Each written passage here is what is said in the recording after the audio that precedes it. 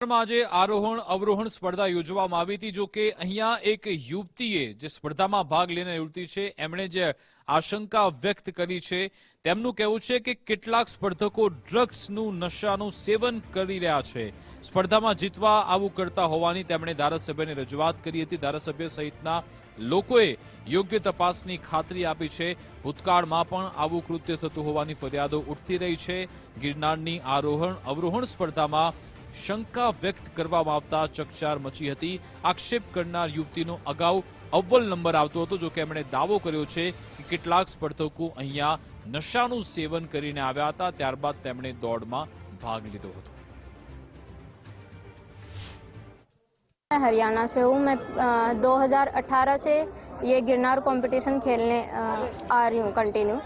और मैंने पहले बहुत अच्छा परफॉर्म किया, मेरी हर साल फर्स्ट सेकंड पोजीशन आती रही है। लेकिन अभी 2-3 सालों से हम देख रहे हैं कि जो डोप लेके जो बच्चे भागते हैं, जो परफॉर्मेंस एनहांसमेंट के लिए जो सब्सटेंस यूज़ कर रहे हैं, वो ज़्यादा अभी मतलब अच्छा परफॉर्म कर रहे हैं यहाँ बार बार। और मतलब खुद ही रिकॉर्ड बनाते हैं और खुद ही रिकॉर्ड अपना ब्रेक कर रहे हैं।